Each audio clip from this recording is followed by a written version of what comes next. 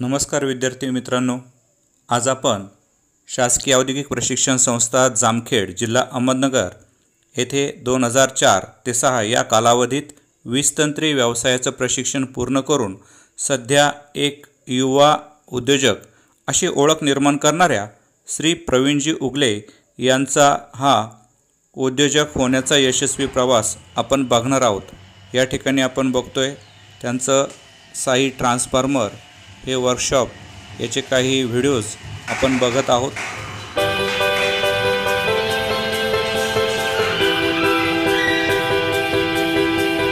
नमस्कार, मी प्रवीण उगले।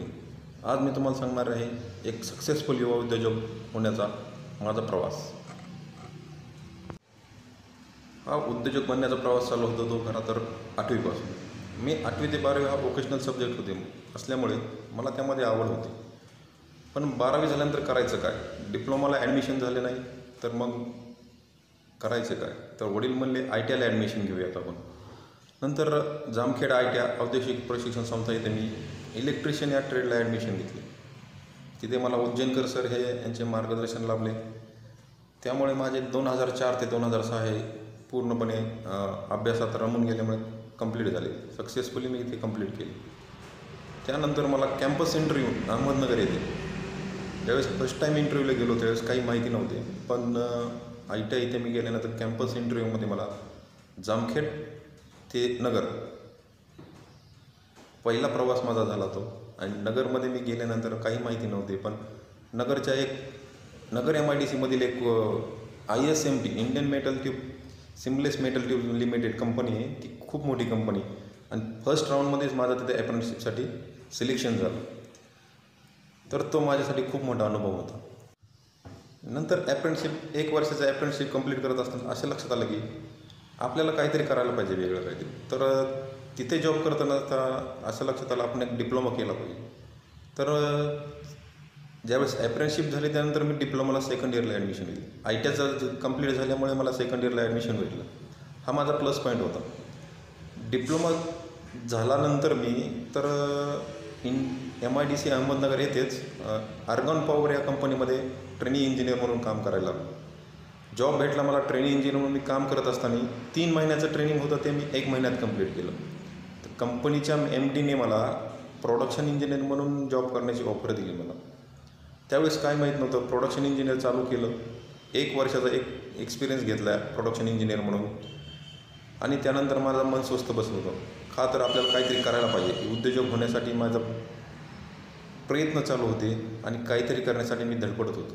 तिथून मी चालू केलं, मग कॉन्टॅक्ट वाढवायला चालू केले। तिथे एक मित्र भेटले मला, ते म्हणले तुम्ही कॉन्ट्रॅक्टर लायसन का काढत नाही? तर डॉक्युमेंट सर्व होते आपल्याकडं, पण मार्गदर्शन करणार कोणी नव्हता। त्यानंतर एक जण आम्हाला भेटले उद्योजक, ते म्हणले तुम्ही लायसन काढा। पण तिथून सुरुवात झाली आमची उद्योजक बनायला खरी। मी सुरुवात केली, घरचे विरोध करत होते, म्हणत होते जॉब सोडून तुम्ही का करता बिझनेस हा सर्वसामान्यांसाठी नसतो। सर्वसामान्य आपला एक असा ग्रह आहे की बिझनेस करणं हे लोकांचे काम आहे, आपण सर्वांनी नोकरी केली पाहिजे असं सर्वांना वाटतं। पण मी घरच्यांना सांगितलं मला करायचं का बिझनेस करायचा आहे। आणि 2010 साली मी कॉन्ट्रॅक्टर लायसन काढून या बिझनेस लाईफला सुरुवात केली। मार्केटचा स्टडी केल्यानंतर असं लक्षात आलं आमचं नेटिव्ह प्लेस असलेलं जामखेड हे शहर, जामखेड शहरामध्ये हा ट्रान्सफॉर्मर रिपेअरिंगची कंपनी नव्हती। तर मी निर्णय घेतला की मला जामखेड येथे ट्रान्सफॉर्मर रिपेअरिंग कंपनी चालू करायची।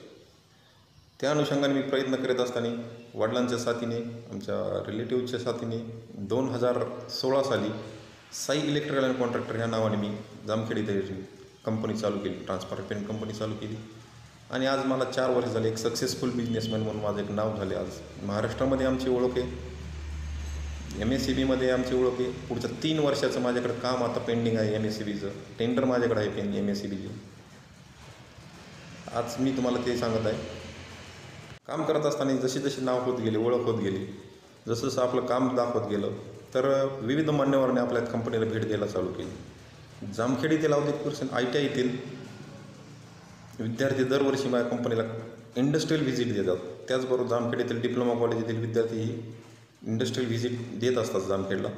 त्याचबरोबर विविध मान्यवर जसे आमदार, खासदार रोहितदादा पवारांचं आमची साथ आहे, त्यांनी आम्हाला इथं भेट दिली।